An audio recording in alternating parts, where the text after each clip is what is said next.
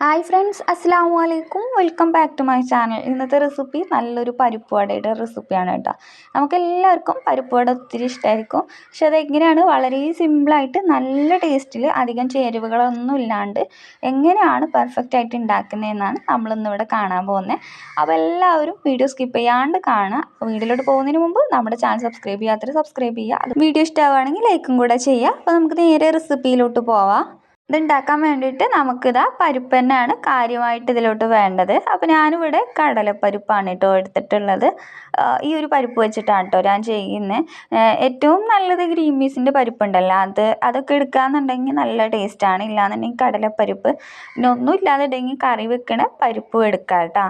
അപ്പോൾ ഈ ഒരു പരിപ്പ് ഞാനിവിടെ നന്നായി ഒന്ന് കഴുകി എടുക്കുന്നുണ്ട്.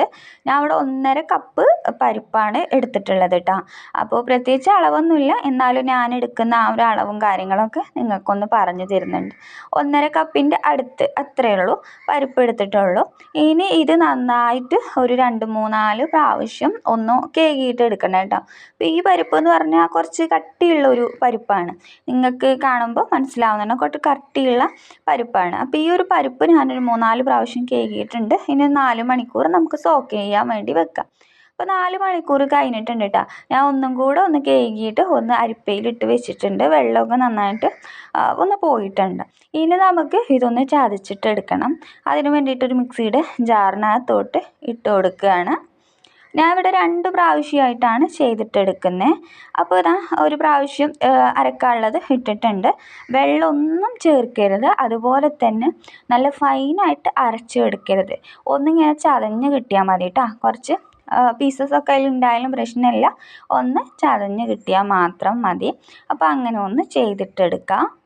അപ്പോൾ ആദ്യത്തേത് ഇതാ ഇവിടെ റെഡി ആയിട്ടുണ്ട്. ഇനി ബാക്കിയുള്ളതും അതുപോലെ തന്നെ ഒന്ന് ചതച്ചെടുക്കണം. അങ്ങനെ ഇതാ മൊത്തത്തിൽ റെഡിയാക്കി എടുത്തിട്ടുണ്ട്. നിങ്ങൾക്ക് കാണുന്നുണ്ടാവും ഇതിലിങ്ങനെ കുറച്ച് തരികളൊക്കെ ഉണ്ട് കേട്ടോ. ഇനി ഇതിലോട്ട് ഞാൻ ഒരു 2 ടീസ്പൂൺ പരിപ്പ് കുതിർന്നതിന് ശേഷം ഞാൻ മാറ്റി വെച്ചിട്ടുണ്ടായിരുന്നു കേട്ടോ. കുറച്ച് പരിപ്പ് ഇങ്ങനെ കടിക്കാൻ കിട്ടുന്നത് ഒരു പ്രത്യേക ടേസ്റ്റാണ്. അപ്പോൾ അതുകൂടെ ചേർത്തിട്ടുണ്ട്. പിന്നെ ഒരു സവോള കട്ട് ചെയ്തതാണ് ചേർത്ത് കൊടുക്കുന്നത്. ചെറുതായിട്ട് കട്ട് ചെയ്തിട്ട് ചേർത്ത് കൊടുക്കുക. നിങ്ങൾക്ക് ചെറിയുള്ളി വേണമെന്നുണ്ടെങ്കിൽ അതും ചേർത്ത് കൊടുക്കുക കേട്ടോ. നല്ല ടേസ്റ്റ് ഉണ്ടാവും. പിന്നെ ഇതിലോട്ട് പച്ചമുളകാണ് ചേർക്കുന്നത്. ഞാനൊരു 3 പച്ചമുളക് ഇതുപോലെ ഇങ്ങനെ റൗണ്ടിൽ കട്ട് ചെയ്തിട്ടുള്ളതാണ്, അതും കൂടെ ചേർത്ത് കൊടുക്കുന്നുണ്ട്. അപ്പോൾ നിങ്ങളെ എരിവിനനുസരിച്ചിട്ട് ചേർത്ത് കൊടുക്കുക. മുളക് പൊടിയും കാര്യങ്ങളൊന്നും ചേർക്കുന്നില്ല കേട്ടോ.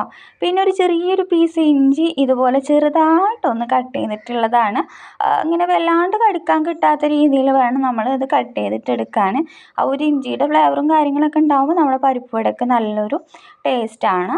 ഇനി അടുത്തതായിട്ട് ഉണക്കമുളക് ഉണ്ടെന്നുണ്ടെങ്കിൽ ചേർക്കുക. ഞാനിതാ ഇവിടെ ഒരു 3 ഇതുപോലെ ഒന്ന് കട്ട് ചെയ്തിട്ട് ചേർക്കുന്നുണ്ട് കേട്ടോ.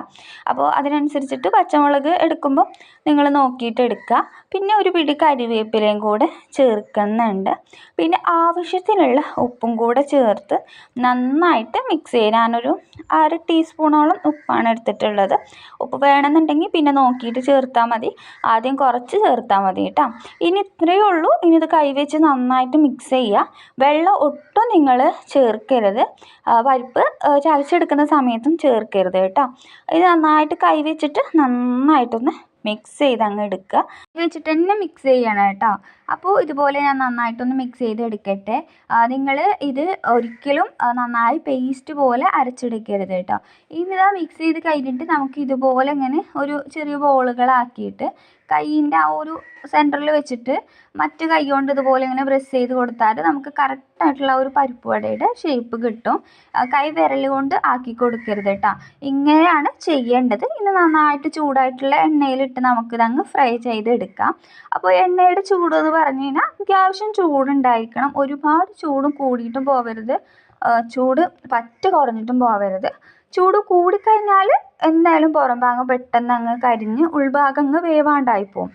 ഉൾഭാഗമൊക്കെ കറക്റ്റ് വെന്തിട്ടില്ല എന്നുണ്ടെങ്കിൽ നമുക്കിത് കഴിക്കാൻ വേണ്ടിയിട്ട് ടേസ്റ്റ് ഉണ്ടാവില്ല.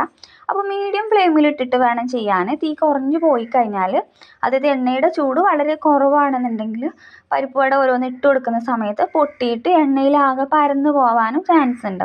അപ്പോൾ അതുകൊണ്ട് തന്നെ തീൻ്റെ കാര്യം നിങ്ങൾ ശ്രദ്ധിക്കണം കേട്ടോ. പിന്നെ പരിപ്പ് വട ഒരുപാട് തിന്നായിട്ട് പരത്തിയിട്ട് ഇട്ട് കൊടുക്കരുത്. അതിൻ്റെ കറക്റ്റായിട്ടുള്ള ഒരു ടേസ്റ്റും ആ ഒരു പരുവൊക്കെ കിട്ടണം എന്നുണ്ടെങ്കിൽ ആ ഒരു സെൻറ്ററിൽ കുറച്ച് കട്ടിയിലും സൈഡൊക്കെ തിന്നായിട്ട് നമ്മൾ ഉണ്ടാവില്ല, ആ ഒരു രീതിയിൽ തന്നെ വേണം കേട്ടോ ചെയ്തിട്ടെടുക്കാൻ. അപ്പോൾ ഇതിതാ ഒന്ന് തിരിച്ചും മറിച്ചൊക്കെ ഇട്ട് ഈ ഒരു കളറാവുന്ന സമയത്ത് ഒന്ന് കോരി മാറ്റും. ഒരു 3-4 മിനിറ്റ് എന്തായാലും നമ്മളിതൊന്ന് കുക്ക് ചെയ്തെടുക്കണേ, എന്നാലേ ഉൾഭാഗമൊക്കെ കറക്റ്റ് കുക്കായിട്ടുണ്ടാവുള്ളൂ. ഹൈ ഫ്ലെയിമിലിടരുത്, മീഡിയം ഫ്ലെയിമിലിട്ടാൽ മതി. പരിപ്പ് വടയിൽ അങ്ങനെ ഓയിൽ കുടിക്കുന്ന പ്രശ്നം വരില്ല. അപ്പോൾ നല്ല അടിപൊളിയായിട്ട് തന്നെ നമ്മളിവിടെ ആദ്യത്തെ റെഡിയാക്കി എടുത്തിട്ടുണ്ട്. ഇനി ബാക്കിയുള്ളതും അതുപോലെ തന്നെ റെഡിയാക്കി എടുക്കണം. ഈ ഒരു കനത്തിലാണ് ഞാനിവിടെ ചെയ്തെടുത്തിട്ടുള്ളത്. അങ്ങനെ ബാക്കിയുള്ളതും അതുപോലെ തന്നെ ഒന്ന് ചെയ്തെടുക്കുകയാണ്.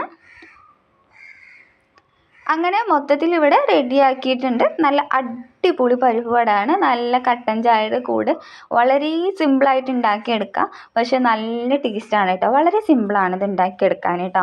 അപ്പോൾ നല്ല ടേസ്റ്റാണ്. അപ്പോൾ എല്ലാവരും ഒരിക്കലെങ്കിലും പരിപ്പ് വട ഇങ്ങനെ ഒന്ന് ഉണ്ടാക്കി നോക്കുക. ഇന്നത്തെ നമ്മുടെ റെസിപ്പി ഇത്രയേ ഉള്ളൂ. ഇന്നത്തെ റെസിപ്പി ഇഷ്ടമായിട്ടുണ്ടെന്നുണ്ടെങ്കിൽ ലൈക്ക് ചെയ്യാനും ഷെയർ ചെയ്യാനും ചാനൽ സബ്സ്ക്രൈബ് ചെയ്യാത്തവരുണ്ടെങ്കിൽ സബ്സ്ക്രൈബ് ചെയ്യാനും മറക്കല്ലേ. അപ്പോൾ ഇൻഷാ അല്ലാ നല്ലൊരു റെസിപ്പി വീഡിയോ ആയിട്ട് നമുക്കിനിയും കാണാം. അസ്സലാമു അലൈക്കും, ബൈ.